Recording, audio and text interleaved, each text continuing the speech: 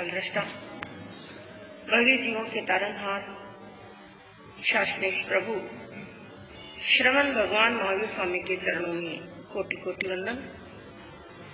दीन दुखियों के मसीहा, करुणा के सागर, परम पूज्य गुरुदेव श्रमण सूर्य मर्दर के श्री विष्णु जी महाराज सबके चरणों में कोटि कोटि वंदन। पाठ पर विराजमान परम श्रद्धेय, परम विदुषी, मधुर व्याख्यानी, सरल मना पूज्य गुरु जी महाराज साहब के चरणों में कोटि कोटि वंदन। धर्म प्रेमी बंधुओं, शीलवती माता बहनों, आपके सामने श्रीमद् उत्तराध्ययन सूत्र, जिसे प्रभु की अंतिम वाणी और प्रभु की अमृतमय वाणी, जिसे कह सकते हैं कि यह मात्र आगम नहीं बल्कि अमृत की धारा के समान है।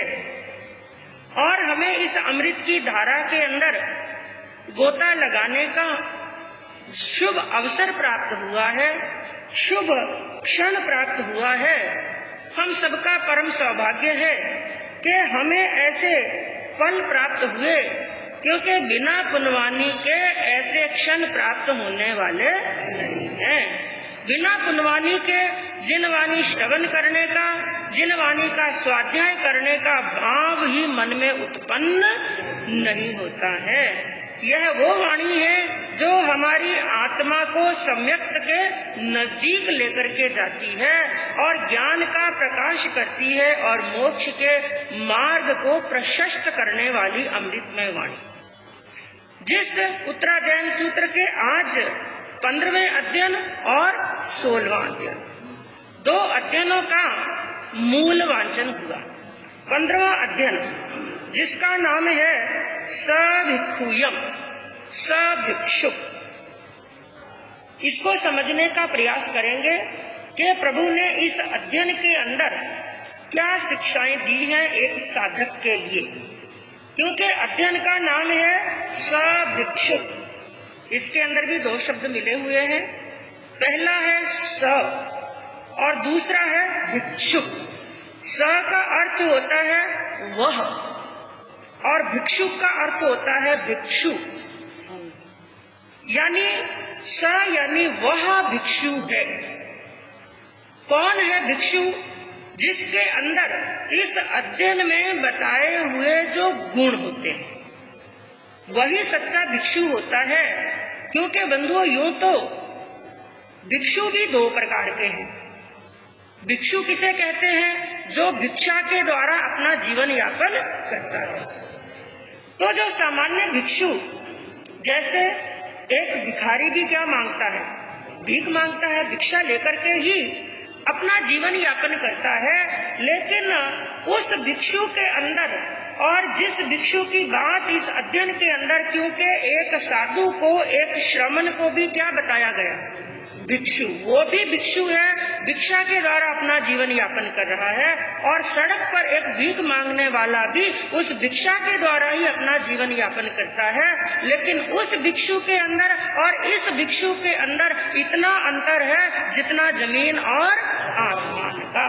सबसे प्रथम तो जो सामान्य भिक्षु होता है, वो भिक्षा मांगता है अपना पेट भरने के लिए, लेकिन उस भिक्षा मांगने के अंदर उसकी दीनता प्रकट होती है।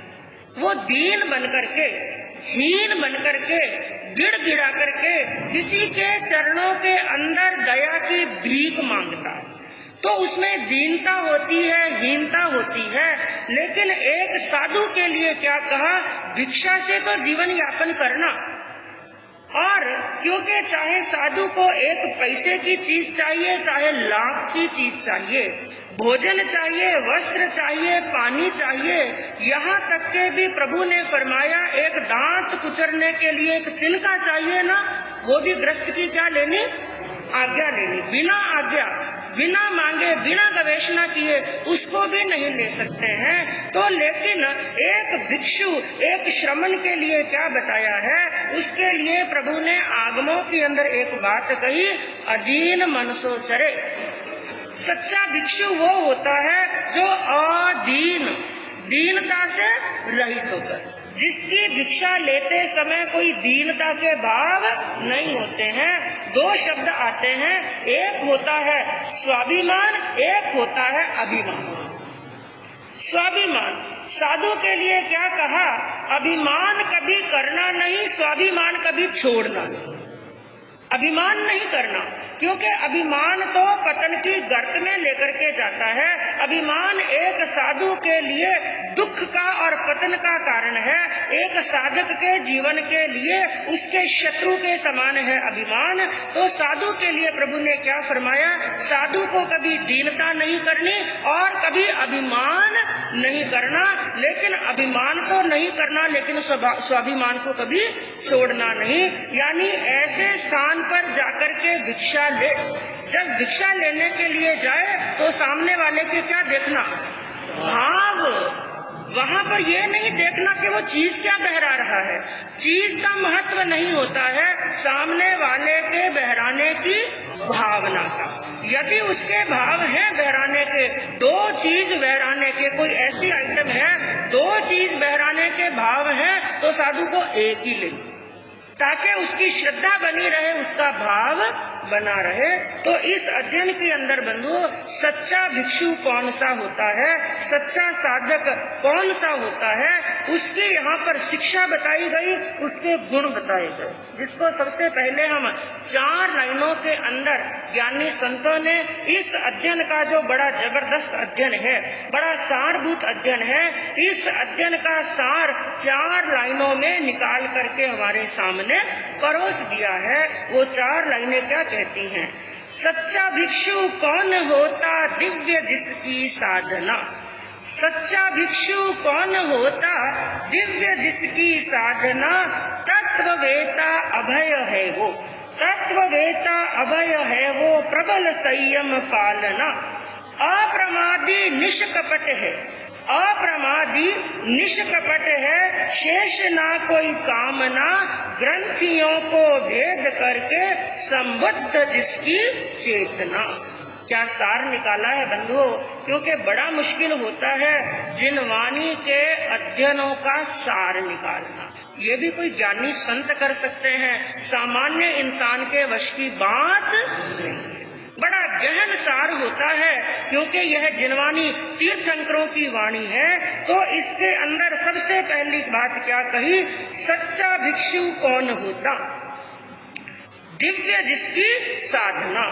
जिस भिक्षु की, जिस संत की, जिस श्रमण की साधना जो होती है बड़ी दिव्य होती है, बड़ी अनोखी होती है, जिसकी साधना बड़ी भव्य होती है, जिसकी साधना निर्मल होती है, जिसकी साधना स्वच्छ होती है, जिसकी साधना तेजस्विता को लिए होती है, वो होता है सच्चा साधक। जिसकी साधना के अंदर दिव्यता होती है और तेजस्विता होती है, भव्यता होती है, निर्मलता होती है, वो सच्चा साधक होता है। और साधक, साधक शब्द का अर्थ क्या है? साधक किसे कहते हैं? जो साध रहा है। क्या कर रहा है? साध रहा है। ध्यान से समझने का प्रयास करना, क्योंकि बंधु श्रमण भी एक साधक है और श्रावक भी क्या है? हाँ, दोनों साधक हैं, दोनों साधना के मार्ग पर चल रहे हैं। इसलिए इस अध्ययन को श्रवण को भी ध्यान से श्रवण करना है और श्रावक को भी ध्यान से श्रवण करना है, चिंतन करना है और मनन करना है कि ये जो कंडीशन प्रभु ने बताई, क्या उसके अंदर मैंने कोई कदम रखा या नहीं रखा। क्योंकि इन अध्ययनों को, उत्तराध्ययन सूत्र को केवल सुनने के लिए नहीं सुनना है कि दीपावली के दिन चल रहे हैं और स्वाध्याय के दिन चल रहे हैं इसलिए हम उत्तराध्ययन सुन रहे हैं। केवल सुनने के लिए नहीं सुनना है, इसको चिंतन करना है, मनन करना है और किंचित मात्र सही आचरण करने का प्रयास करना है। तो क्या कहा? जो साध रहा है वो होता है साधक। किसको साध रहा है? अपने मन को साध रहा है, अपने वचन को साध रहा है और अपनी काया को साध रहा है। जो अपनी आत्मा के ऊपर काम कर रहा है। क्या कर रहा है? अपनी आत्मा के ऊपर काम कर रहा है।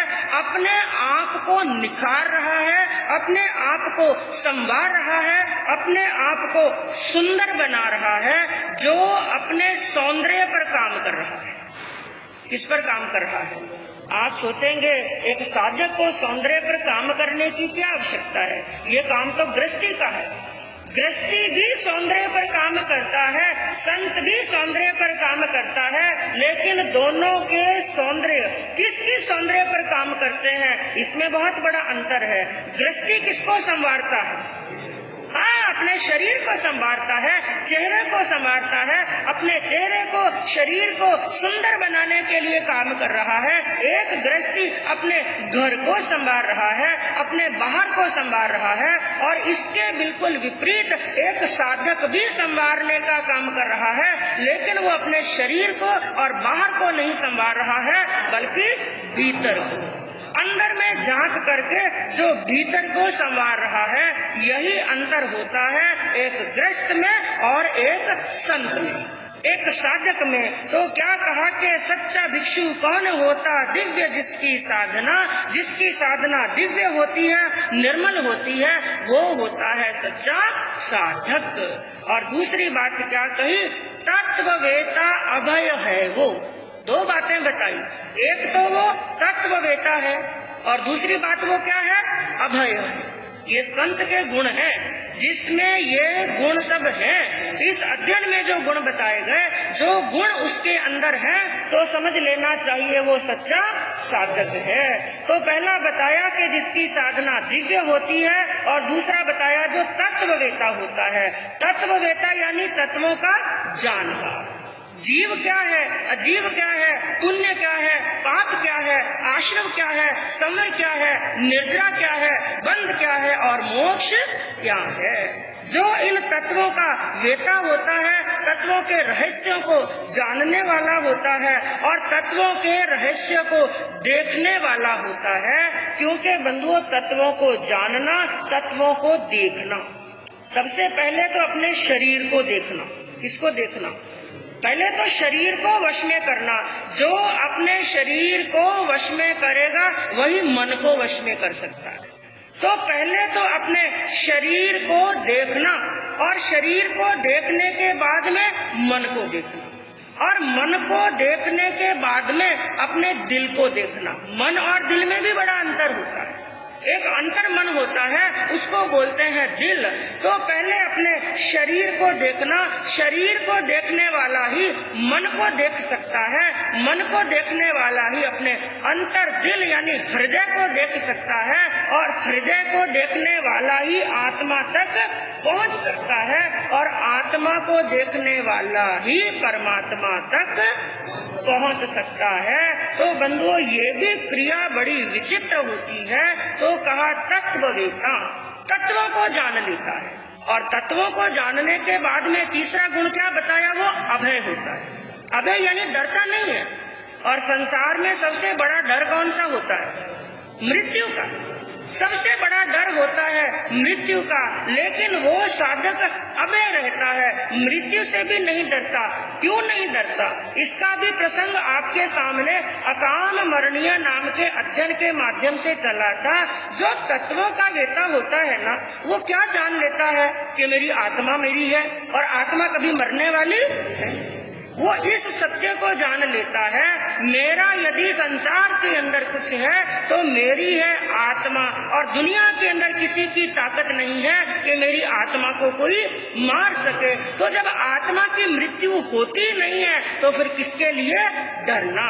वो अभय रहता है। और बंधुओं, एक बात और याद रखना, जो खुद अभय रहता है वो दूसरों को कभी डराता नहीं है, और जो दूसरों को डराता है वो कभी अभय रहने वाला नहीं है। क्योंकि जैसा हम किसी को देते हैं वैसा ही हमें मिलता है।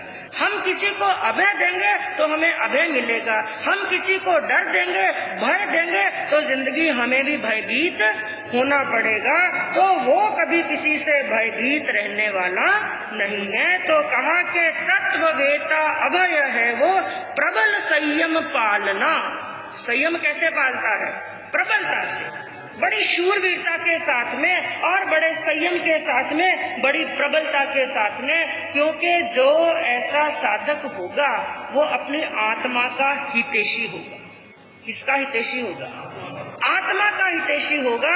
और जो आत्मा का हितैषी होगा वो संयम को बड़ी प्रबलता से पालेगा और पूरी शक्ति लगा करके पालेगा। क्योंकि बंधुओं, संयम पालने के लिए जितनी शक्ति चाहिए ना, उतनी शायद असंयम के लिए शक्ति नहीं चाहिए। जैसे किसी व्यक्ति ने हमें गाली बोल दी, उस गाली का हमें जवाब देना या तो बोल करके देंगे। अब मैं आपसे पूछूं, उस व्यक्ति को पलट करके हमें जवाब देना, एक व्यक्ति ने एक गाली का जवाब 10 गाली में दिया और एक व्यक्ति ऐसा है जिसने गाली का जवाब कुछ नहीं दिया और वो मौन रह गए। अब जोर जवाब देने में ज्यादा जोर लगा, ज्यादा शक्ति लगी, या मौन रहने में शक्ति लगी? मौन रहने में। हाँ, इसलिए तो जल्दी फटाफट बोल जाते हैं। लेकिन असल में शरीर की एनर्जी वेस्ट किसमें हुई, मुझे ये बताओ? बोलने में। लेकिन फिर भी जोर किसमें पड़ता है? इसलिए कहा संयम मौन रहने में। यदि मौन रहने में संयम नहीं लगता, पुरुषार्थ नहीं रहता, तो हम मौन कर लेते। लेकिन कार्य करने में, ऐसा अशुभ कार्य करने में जितना पुरुषार्थ लगता है, उससे कहीं ज्यादा मौन। क्योंकि एक व्यक्ति के मुंह पर थप्पड़ मारा और उसमें जो जोर लगा, उससे भी ज्यादा जोर लगता है अपने हाथ को कंट्रोल करने। तो बड़े पुरुषार्थ के साथ में, बड़ी शक्ति के साथ में संयम का पालन करता है। और उसके बाद में 5वां गुण क्या बताया? अप्रमादी निष्कपट है। प्रमाद का भी बार बार प्रसंग चल रहा है, क्योंकि जहाँ पर साधना की बात आती है वहाँ पर प्रमाद रहने वाला नहीं।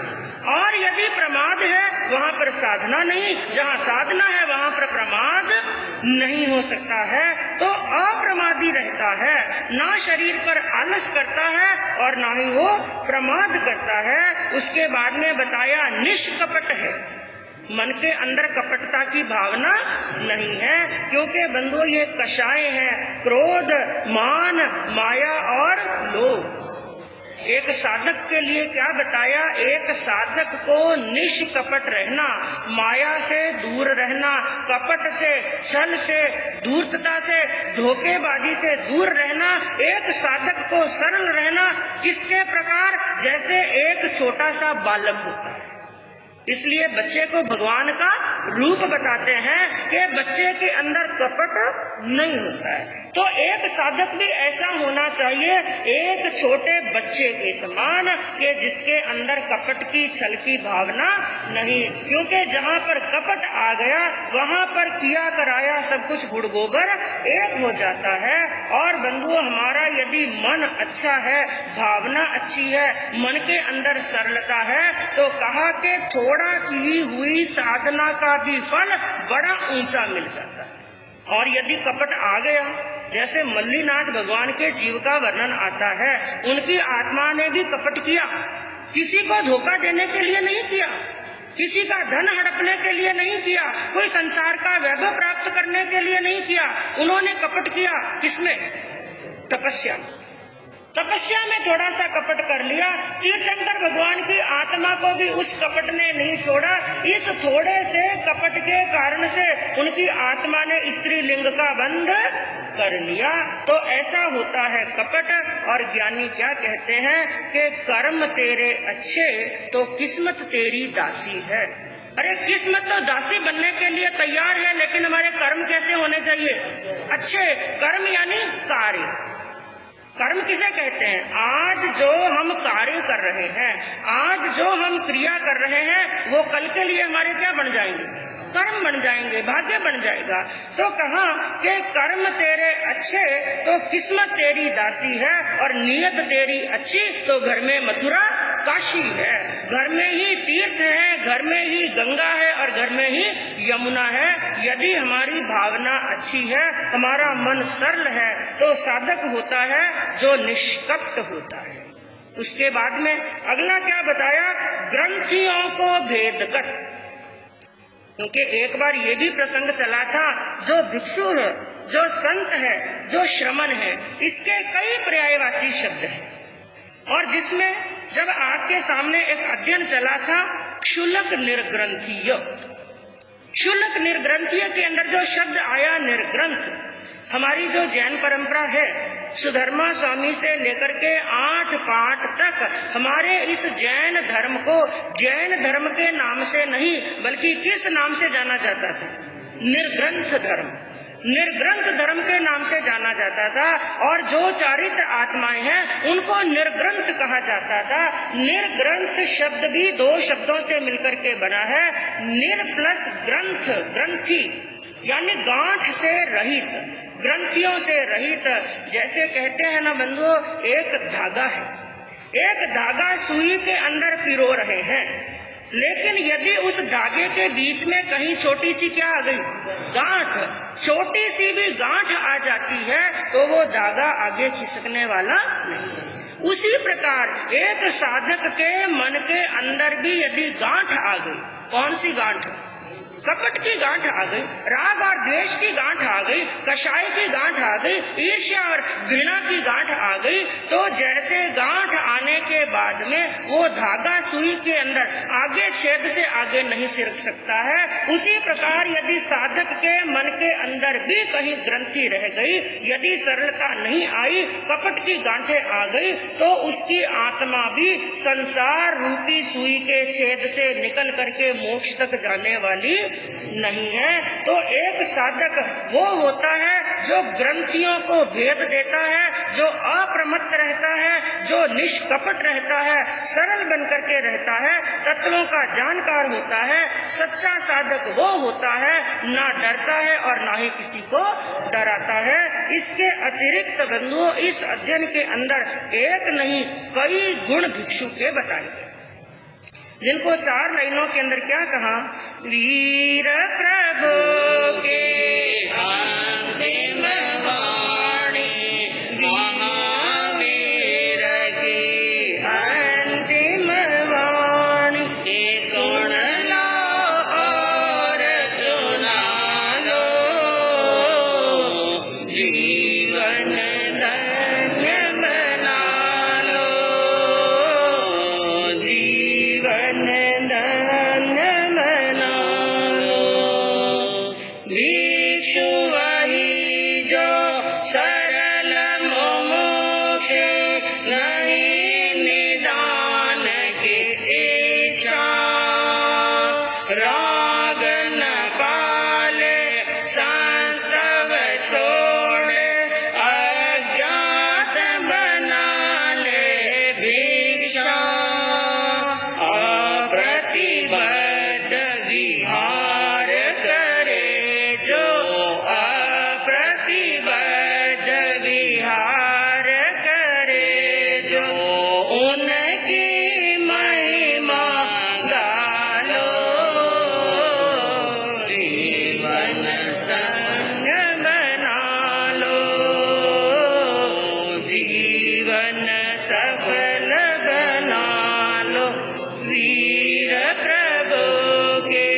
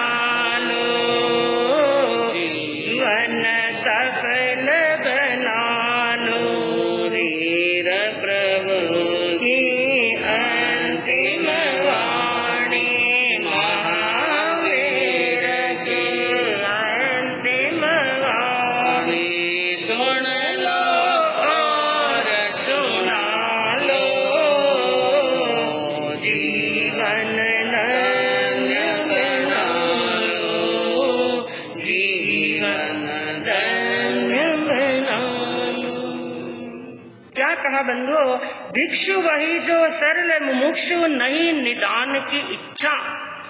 मुमुक्षु वही होता है, सच्चा साधक वही होता है जो सरल होता है, जो निदान की इच्छा नहीं रखता, जीवन के अंदर अपनी साधना को दाव पर नहीं लगाता है।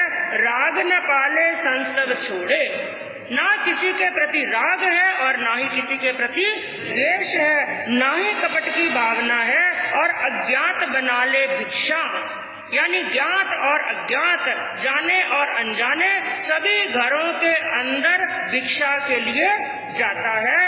अप्रतिबद्ध विहार करे जो, जिसके विहार के अंदर किसी प्रकार की कोई बाधा नहीं, अप्रतिबद्ध विहारी बनकर के विहार करता है, उनकी महिमा गालो। ऐसे साधकों की महिमा तो देवलोक के देवता, यक्ष, गंधर्व, किन्नर और इंद्र भी उनके चरणों के अंदर आकर के शीश झुकाते हैं और उनकी महिमा गाते हैं। आत्म रक्षक प्रज्ञाधारी, अपनी आत्मा का रक्षक होता है। आत्मा का रक्षक मतलब हर जगह पर शंका करता है। किस चीज की शंका करता है? कहीं पर मेरे से कोई दोष ना हो जाए, मेरी आत्मा कर्मों से भारी ना हो जाए। आत्म रक्षक प्रज्ञाधारी जिनवाणी का ज्ञाता, प्रज्ञा का धारणहार होता है और जिनवाणी पर श्रद्धा करता है और जिनवाणी का जानकार होता है। सच्चा साधक वो होता है राग मुक्त हो परिशह जीते, परिशह जीतता है और राग मुक्त होता है किससे? शरीर से। शरीर का राग छोड़ करके भूख को, प्यास को, सर्दी को, गर्मी को सहन करता है, अपमान और सम्मान को भी सहन करता है और सदाचार अपनाता। उसका जीवन कैसा होता है? सदाचारी होता है, सबके लिए प्रेरणादाता होता है। आत्मतुल्य है प्राणी सारे, वो क्या समझता है? संसार के जितने भी प्राणी हैं, चींटी से लगाकर हाथी की आत्मा तक जितने भी जीवों के भेद बताए गए, 84 लाख जीवा योनि के जो भेद बताए, सबके सब किसके समान है? मेरी आत्मा के समान है। जैसे मुझे सुख प्रिय है, सभी जीवों को सुख प्रिय है। और मूर्छा भाव हटा लो, सबसे बड़ा गुण होता है एक साधक का जो मूर्छा का भाव नहीं रखता। मूर्छा यानी आसक्ति, आसक्ति का भाव नहीं रखता है। और एक सच्चे साधक के लिए कहा जो स्वर विद्या, भौम विद्या, ज्योतिष शास्त्र, निमित्त शास्त्र और स्वप्न विद्या, क्योंकि ये कार्य एक ब्राह्मणों के, पंडितों के होते हैं, ये काम साधु के नहीं। इन लफड़ों के अंदर, यंत्र मंत्र तंत्र के अंदर साधु नहीं पड़ता है और सभी परिश्रमों को संभाव पूर्वक सहन करता है। सच्चा साधक वो होता है जो जितेंद्रिय होता है, अपनी इंद्रियों को जीत लेता है। सच्चा साधक वो होता है जो अल्प आहारी होता है, भूख से कम खाना। सच्चा साधक वो होता है जो संभाव की साधना करता है। इस प्रकार बंधुओं, एक नहीं अनेक गुण साधक के इस अध्ययन के अंदर बताए गए हैं। और जो इसके साथ में अगला अध्ययन, जो 16वां अध्ययन आता है, ब्रह्मचर्य समाधि स्थान, ये दोनों साधु के लिए ही कहे गए हैं। दोनों के अंदर एक जैसी समानता है। जैसे अभी अभी आपने सुना कि एक साधक वो होता है जो अल्प आहारी होता है। अल्प आहारी का कारण क्या है? यदि ज्यादा मात्रा के अंदर भोजन करेंगे, गरिष्ठ भोजन करेंगे, तो इंद्रियों में क्या आएगी? चंचलता। इंद्रियों में चंचलता आएगी तो काम अग्नि प्रदीप्त होती है और जहाँ पर काम होता है वहाँ पर शांति मिलने वाली नहीं। तो इस अध्ययन का नाम बताया गया ब्रह्मचर्य समाधि स्थान। अब ब्रह्मचर्य समाधि, समाधि किसे कहते हैं? समाधान होना, समाधि चित्त में शांति होना। समाधि का मतलब यही नहीं है कि वज्रासन के अंदर, पद्मासन के अंदर आंखें मूंद करके बैठ जाना, यही केवल समाधि नहीं है। समाधि अंतर में शांति, चित्त में शांति, मन वचन काया के योगों में क्या होना?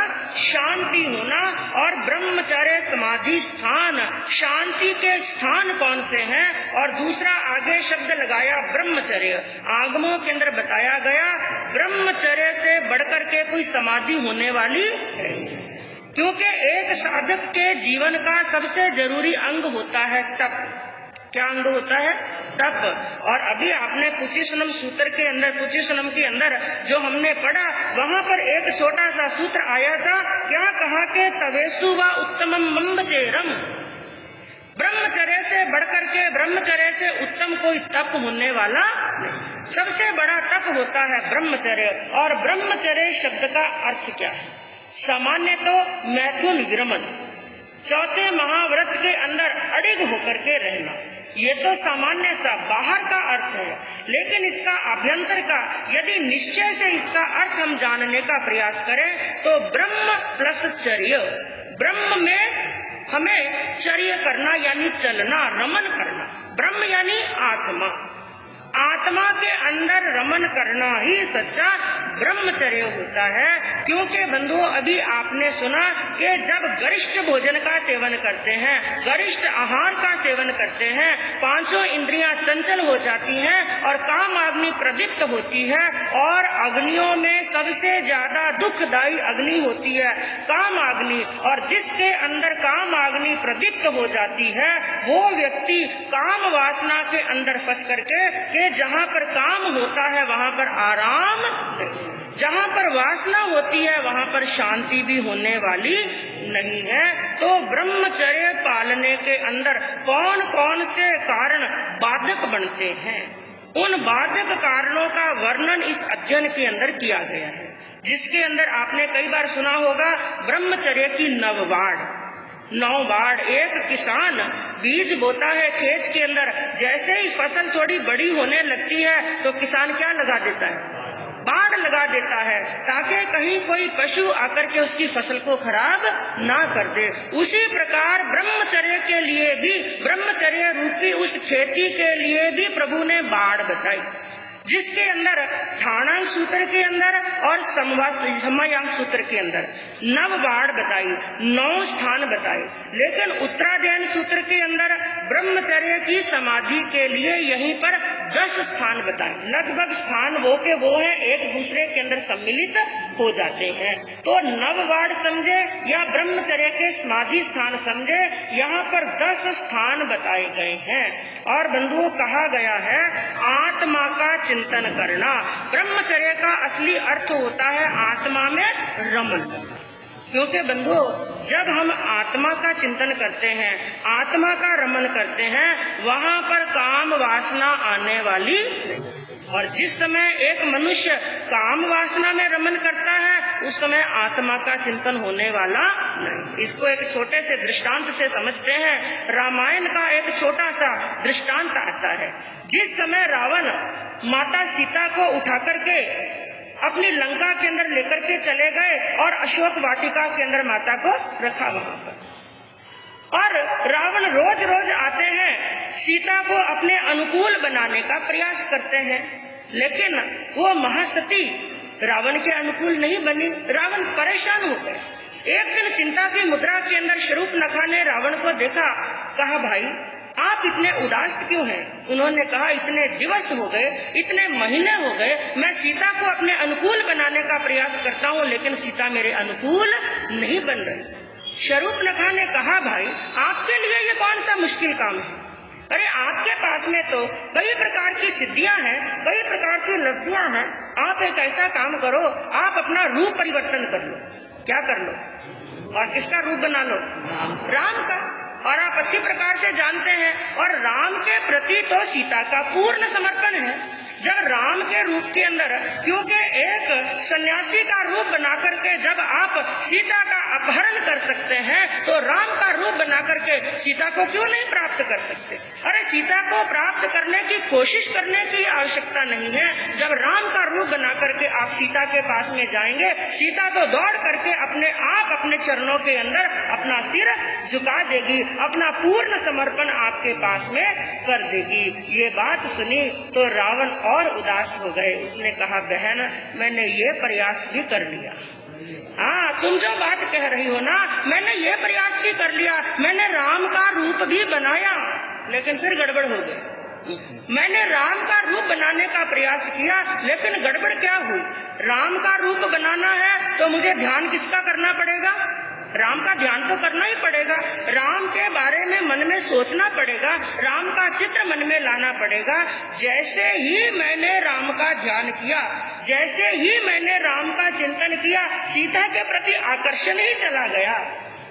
जैसे ही मैंने राम बन करके सीता के बारे में सोचा, जो सीता का आकर्षण है वो आकर्षण तो क्या हो गया, चला गया।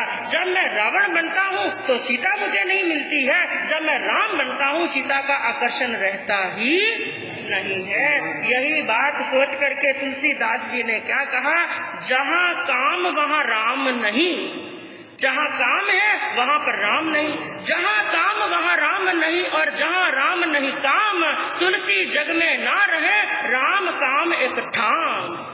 तुलसीदास जी ने कहा ये राम और काम एक साथ में रहने वाले नहीं, इसलिए साधक को कहा कि राम का चिंतन करो, आत्मा का चिंतन करो, ये काम तो कपूर की गोली की तरह उड़ जाएगा।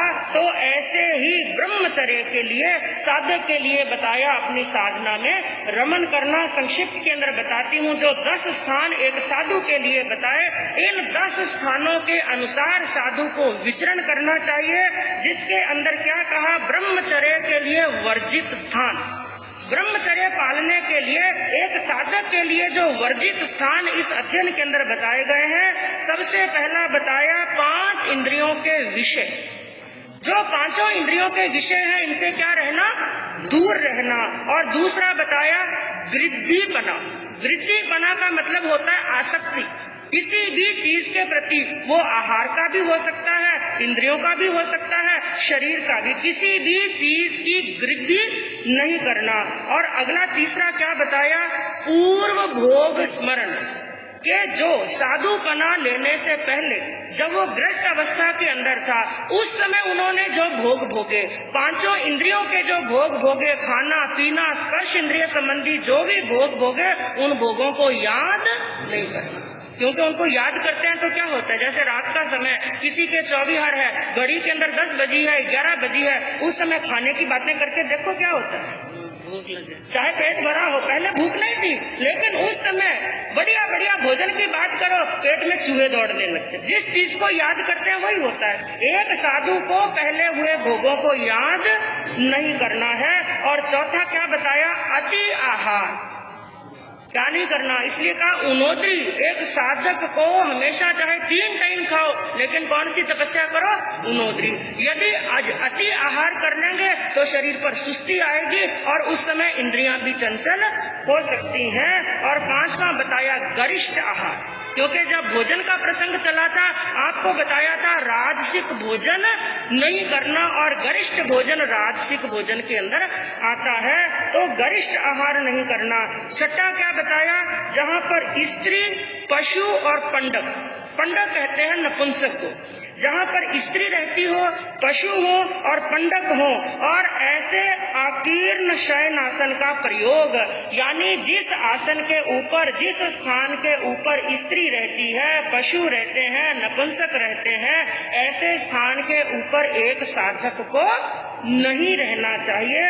और अगला क्या बताया, मनोहर अंग और इंद्रिय दर्शन, ऐसे अश्लील चित्र भी नहीं देखने चाहिए। कहीं पर कोई ऐसा चित्र लगा हुआ है जहाँ पर स्त्री का अंग प्रदर्शन हो रहा है, यदि वहाँ पर दृष्टि चली भी जाए तो अपनी दृष्टि को क्या कर लेना, घुमा लेना, वो भी काम को जगाने वाला हो सकता है। और 8वां बताया शरीर की विभूषा नहीं करनी, एक साधक को अपने शरीर को निखारना नहीं है, शुश्रूषा नहीं करनी है, और सजाना और संवारना नहीं है। उसके बाद में बताया जहाँ पर स्त्री के रोने की, गीत गाने की, हंसने की या विलाप करने की कहीं पर आवाज आ रही हो और एक साधक साधना के अंदर रत है, उस स्थान को छोड़ करके दूसरे स्थान पर चले जाना चाहिए।